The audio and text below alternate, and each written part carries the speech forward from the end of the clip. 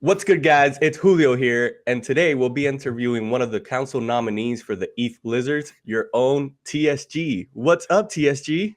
Yo, what's up, man? I appreciate you for doing this and interviewing me for this thing, man. And I'm glad that I'm on this side of the camera, this side of the screen today, giving my perspective on things. So yeah, again, thank you for coming on my channel and interviewing me. Yeah, man, it's nice to throw yourself and throw the people a curveball. TSG on the left side. What's going to Yeah, happen now? So, yeah. I mean, let's just Breaking the matrix. yeah, let's get right into it, man. Mm. What role do so like with all this the LIP new proposed structure, right, of having council members that either fit into a VC role, a GameFi role, a DeFi, or a whale role. Where do you Yeah. think you would fit in the best, and why? Okay, cool. So when I was thinking about this, honestly, it was somewhat difficult for me to know exactly where I fit. And after talking to a few people and just doing a bit more research, I've realized that the role that I'd fit the best would be the whale role. And that is because I've kind of backed this up by having 12 Ethlizards. I know that's a question later on. But because of me holding 12 lizards, that puts me in the 55th largest holder of Ethlizards out of 1,500. So, and that's in the top 3.5%. So it might not be the top 1% or 2, but I mean, it's still very, very high up there. And so for that reason alone, I would consider myself a whale in that space. And the reason I say that I'd prefer to be going for that whale role is the fact that me having that many lizards shows that my vision aligns directly with the DAO. So as a collective, if the DAO does well, I individually do better. So understanding that very basic concept, that should alone kind of prove to people that I wouldn't be coming in as a bad actor trying to sabotage things going on, because everything that I would want that's best for the DAO is best for me as well. And I believe that because of that, you can trust that I'm going to always try to be as objective as possible to do what's right to grow the DAO. And actually, there's a second thing I kind of want to add to that as well.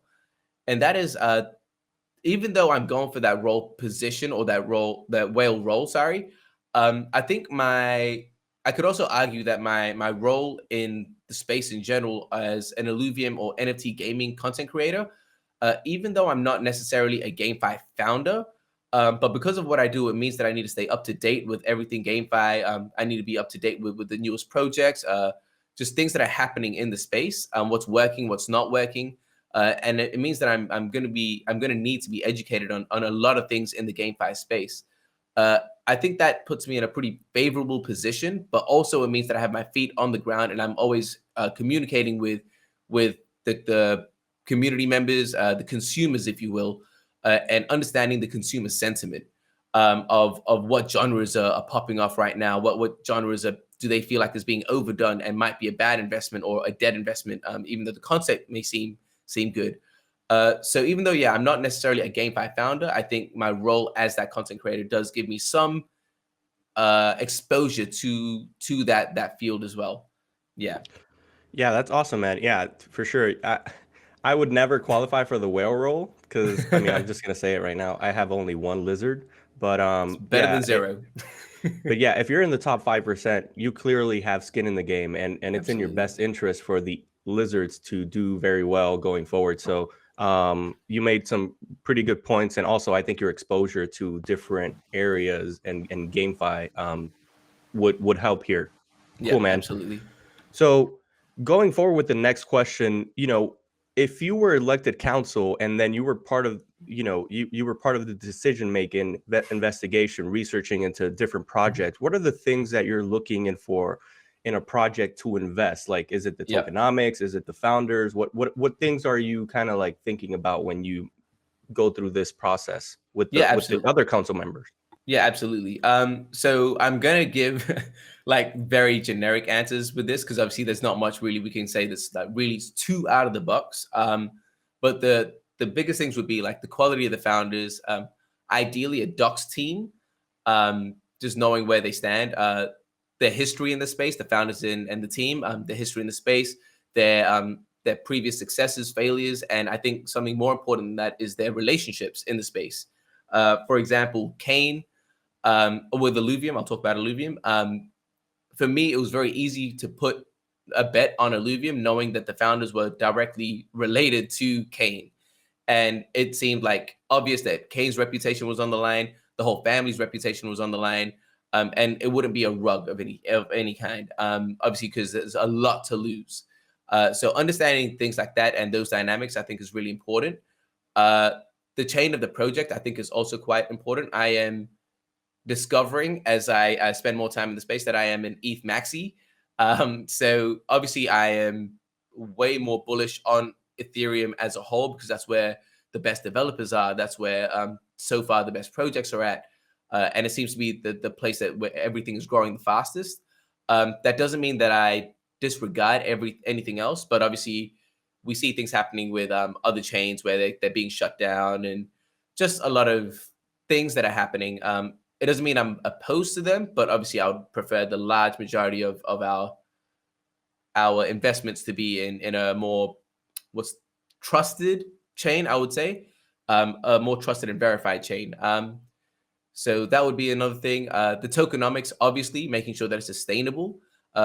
It wouldn't make sense to be investing in something that's not sustainable. That's just, I don't think I need to go into more depth there. I think that's pretty self-explanatory.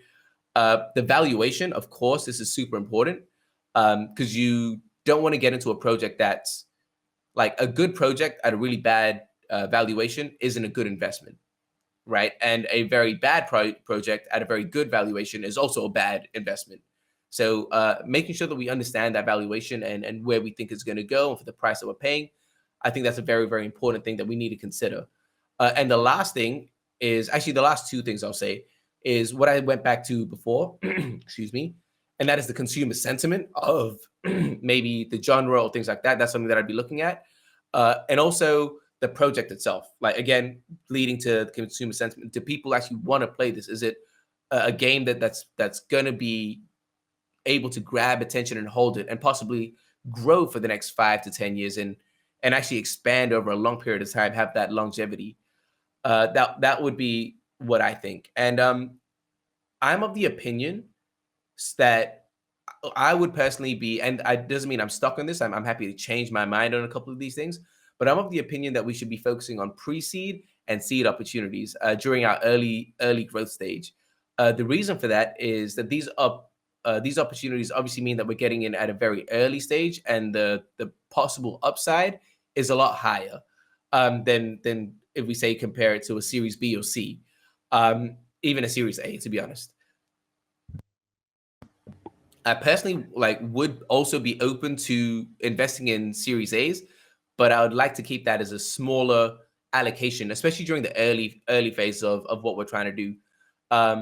Unless like the community sentiment or the council sentiment is, there's a Series A that we really need to get into.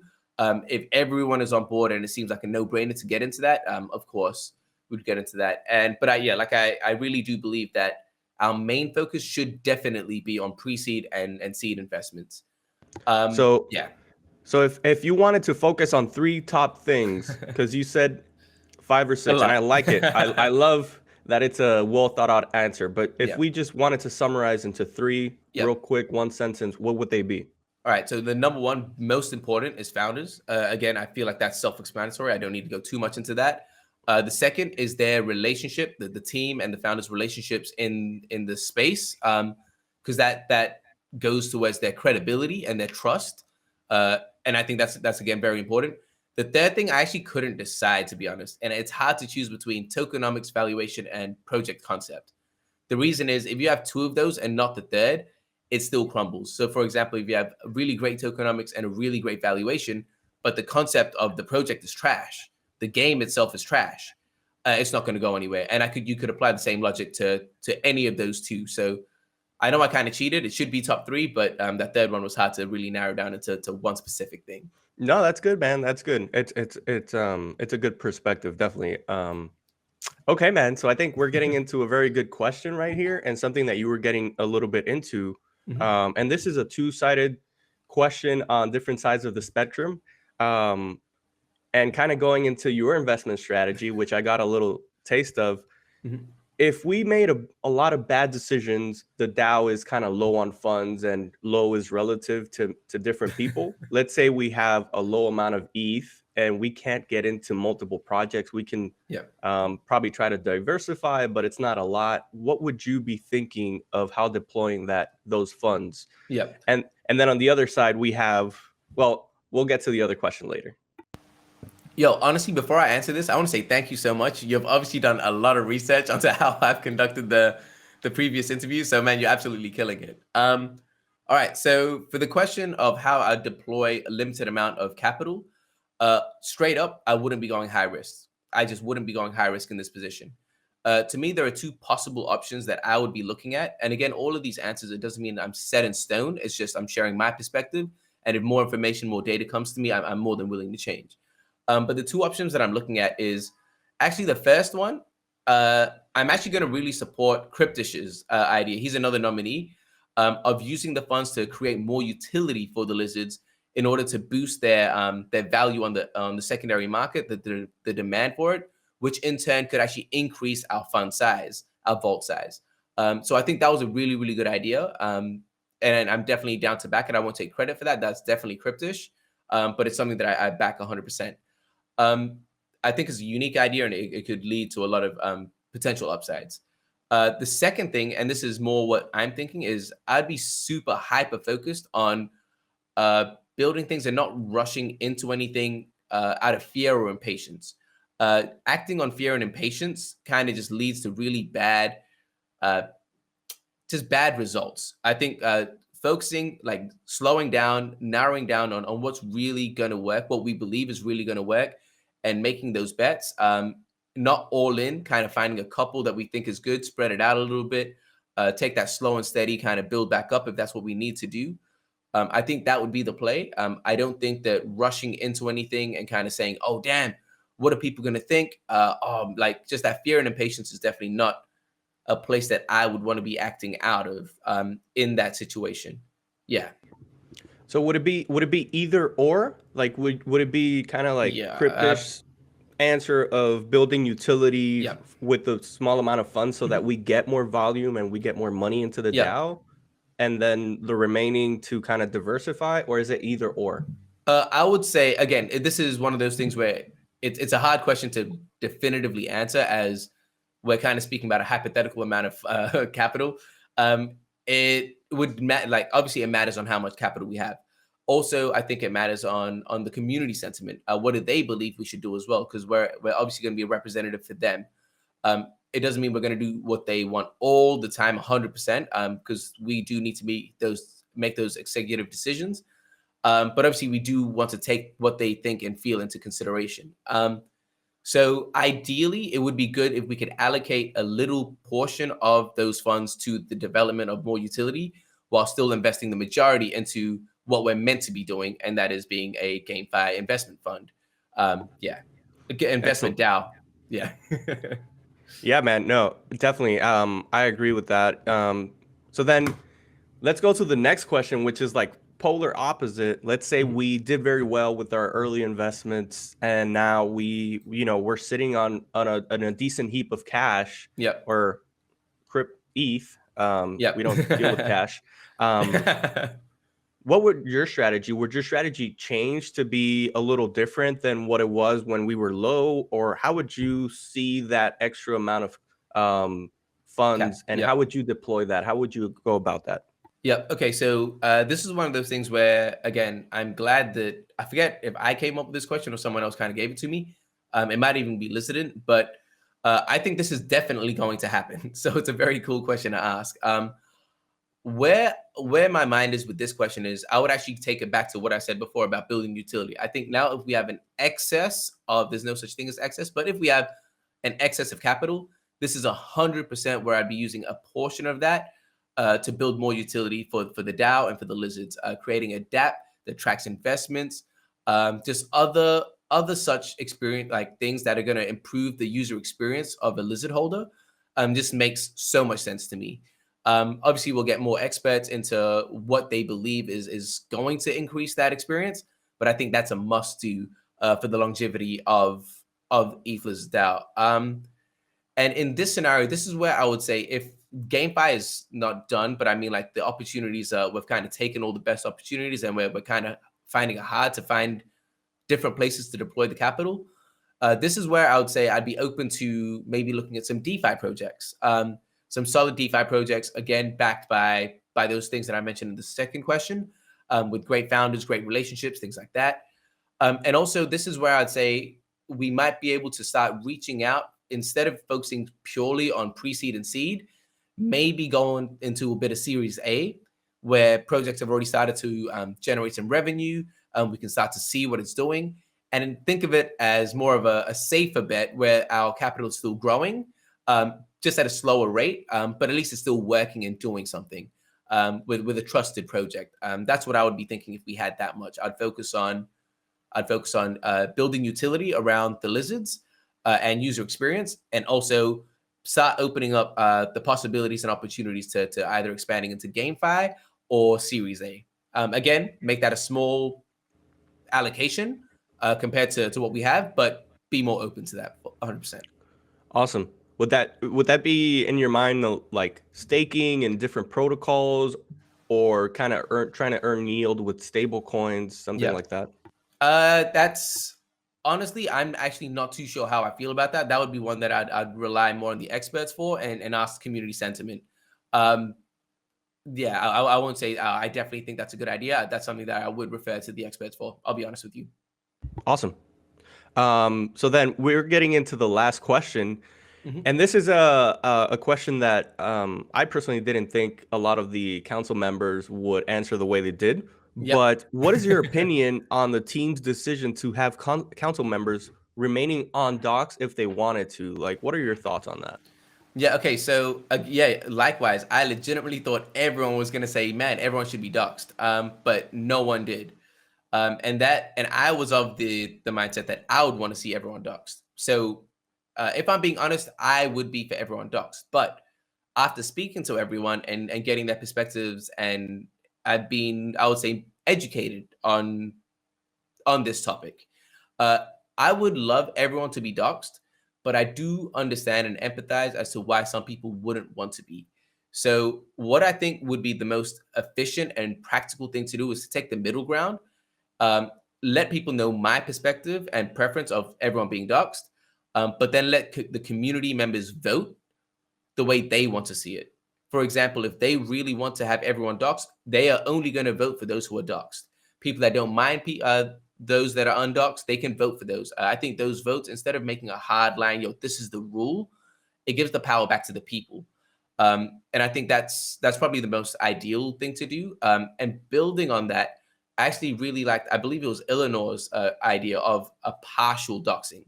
So, for example, like I am doxxed, I've got a YouTube channel, so I'm essentially forced to be transparent. And I hope that I present a trusted face to the community. And if another council member, if I do get on and another council member is undoxed, maybe it'd be a requirement for them to dox themselves to us as council members. And that way the community can trust that those of us that are doxed, we're kind of agreeing with it, where we're going along with it, which therefore means it adds credibility to those on the council that are undoxed. So that partial doxing, I think, could work.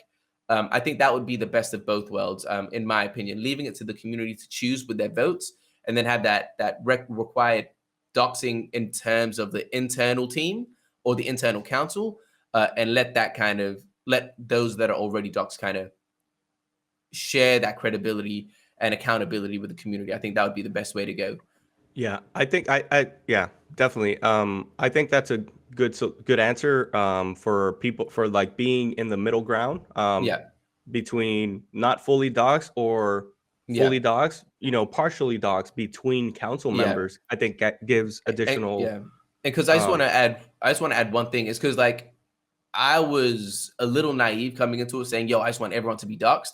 And then realizing, we have some really, really qualified people that just want to remain undoxxed. And eliminating them from the discussion because of that just seems like insane to me now. And I've been doing this like interviews for like a couple of weeks, so maybe a week or something. So my mind completely changed. I was like, man, I was super ignorant on that just even a week ago. And I think we should allow them in, but we need to find that middle ground where everyone is happy, where we can use their expertise and grow from that, but still kind of making the community happy and make them feel like it's a trustworthy council and they don't have anything to worry about. Awesome. Yeah, and then I guess that those were the hard questions. We can get into the good questions now. And I think you mentioned earlier, but how many lizards do you have? Okay, so originally I had 17. I gifted a few. I locked in some profits with a few, and I now hold 12. So, like I said before, the last time I checked, which was yesterday, I am the 55th largest holder of all the lizards. Yeah. Very nice. Yeah, you'll see me at the bottom of the totem pole with my one. Again, it's better than zero, man. It's better than zero. I'm making my way. Yeah. And then this is the final question and the favorite question to everyone. What is your favorite Ethlizard trait? Cool. I'm sure anyone that's watched any of these interviews already knows what I'm going to say. The wizard hat. Yeah, man. Definitely the wizard hat. Objectively, I don't think this is a subjective discussion at all. I'm a bit upset. No one kind of agreed. Objectively, it is the wizard hat and the stoner eyes. And actually, I was lucky. I got like, I think 3 or 4 wizard hats. But in my 17 that I've had go through my wallet, I have not had one stoner eyes. So I'm gutted about that. I'm still planning on picking one up at some point. But yeah, so those are the 2, wizard hats and stoner eyes. Awesome, man. Yeah, I mean, none of those are my favorite. My favorite is the headphones. The headphones is a cool one. Yeah. The gamer one. That's the one that I have and the one that represents me. But yeah, man, I like the wizard hat too. It's pretty cool. I think it's pretty unique, right? Pretty rare. Yeah. I don't know if it's actually that rare, but it's just cool. Like my profile picture, to be honest, like I think represents me perfectly, man. Big smile, wizard hat. I'm a huge Harry Potter fan. Got the magic around him as well. Purple's my favorite color, purple and green. Like I lucked out. I don't know how that happened. Nice, man.